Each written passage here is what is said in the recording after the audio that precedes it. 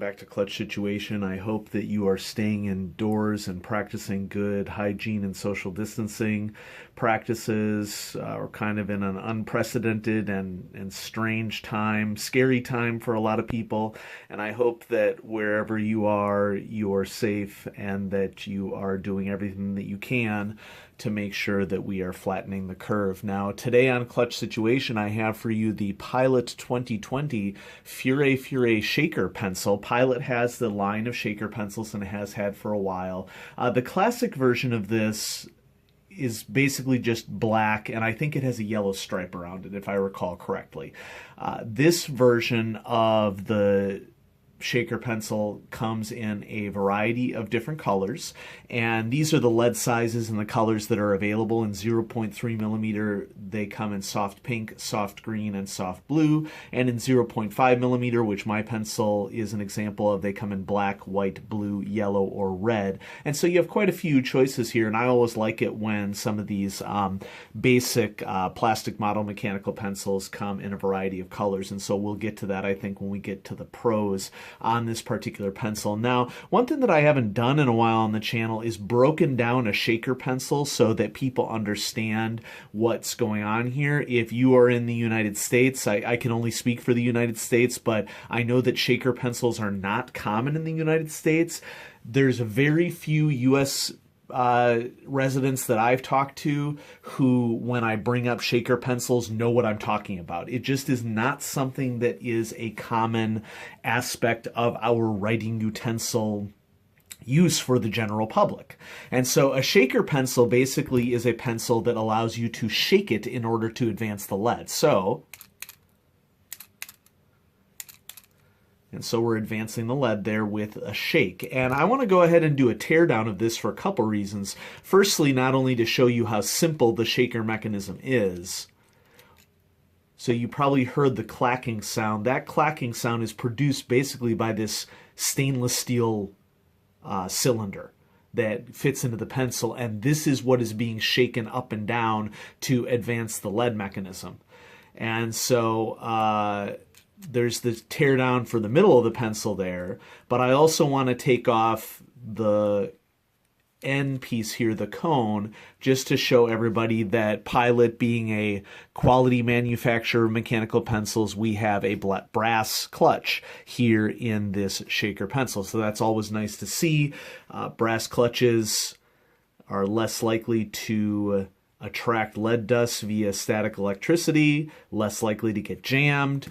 Overall, if you have a pencil that is continually getting jammed, one of the first culprits for that is that you have a plastic clutch, which, you know, it saves money on manufacturing having a plastic clutch, but having a brass clutch really reduces the chances of those problems happening. Now, going on a tour of the rest of the pencil, we have a ribbed plastic grip here. It's kind of interesting in that I like the fact that it's sort of polished plastic or rounded plastic, but then the problem that you get with this rounded plastic is that you're actually much more likely to slip on a rounded plastic grip. And so it's sort of like what I would consider to be a mid-range plastic grip. If you compare it to a Pentel P200 series pencil, I would say that this plastic grip is maybe just a tad more sharper and grippier than this particular grip that we have right here. Moving up the pencil, we have a very nice stainless steel pocket clip that is going to hold this pencil to anything that you need to hold it to. You also may have noticed that we have an extendable hypodermic style lead sleeve here at the end. Drafting lead sleeve, and that makes this pencil pocket safe. And then on the end we have an eraser cap. The eraser cap for this pencil is an ivory white, or bright, maybe more of a bright white, I would say. And then you take the eraser cap off to reveal the eraser. This is where Pilot has a long history of scrimping.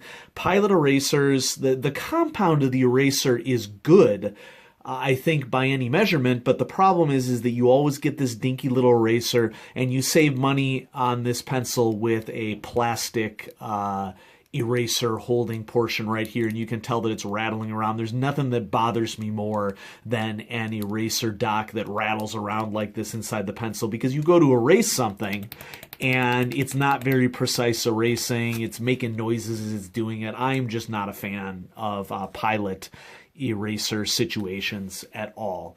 But this is still a high-quality product, and I'd recommend that you check it out. Let's go ahead and run down the rating. Well, actually, before we run down the rating scale, let's just go ahead and do a lead advancement test. So 10 clicks, 1, 2, 3, 4, 5, 6, 7, 8, 9, 10. And, you know, we're looking at about 0.6 to 7 millimeters, somewhere around there, which, you know, is pretty good for any mechanisms. We don't like mechanisms that advance the lead too much because it can become a bit of a problem. Let's go ahead and give it a couple of shakes and run down the rating scale. Now, if you can hear the dogs howling in the background, my apologies, nothing I can do about that right now. So, writing experience, I'm going to go ahead and give it a good. It has some things going for it, and it has some things going against it. Obviously, the features are working really, really well towards having a positive writing experience here, in that you have the shaker mechanism, you have an extendable lead sleeve, you have good lead advancement, but the grip is kind of smooth and difficult to grip. You have the eraser dock problem up here, and so I sort of feel like a balance point is the place to go for this. In terms of features on this pencil are great. It has a lot going for it. It's got the shaker, it's got the pocket safety, it's got the extendable lead sleeve, and so yeah, it's really a lot going for it. Quality, this is where I'm going to sort of go with a balance point as well and go with good. It has that brass clutch, but it has a good compound eraser, but not good in terms of functionality. You're only going to really be using it if you need to do fine point erasing. It's too small to do anything else. Cost, I got this from Tokyo Pen Shop, so shout out to Tokyo Pen Shop. I think I had ordered this in December of this year. And I have quite a few pencils from Tokyo Pen Shop that I'm going to be reviewing over the course of this year.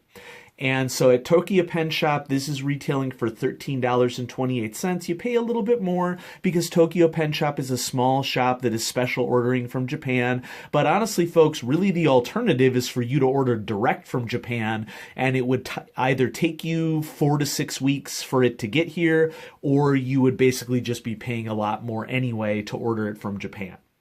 So, pros overall, it's pocket safe. It's got the shaker, which, you know, some people really like the shaker for ease of lead extension. Some people don't like the noise that it makes.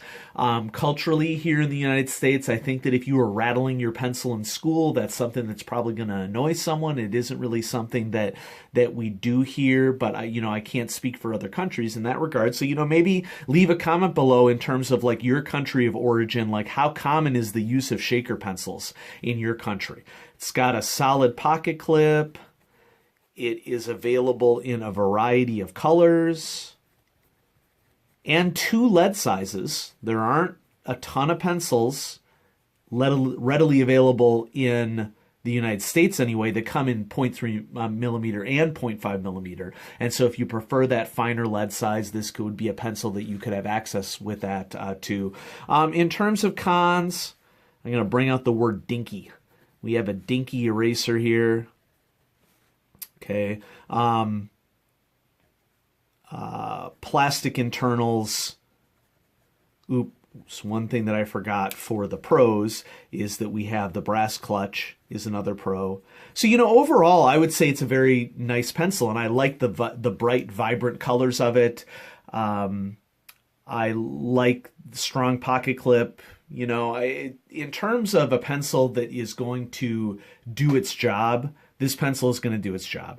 It has the features to really, I think, be attractive to a lot of people. And so thanks for watching, everybody. I'm going to try to put out some more reviews than normal over this time. I've spent the last couple of weeks trying to get a handle on doing digital learning through school, and that takes a lot of work in order to basically develop a digital learning system from scratch.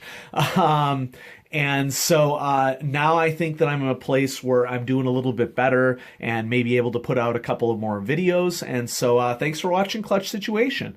And I hope that you all stay safe during this time. Have a great day.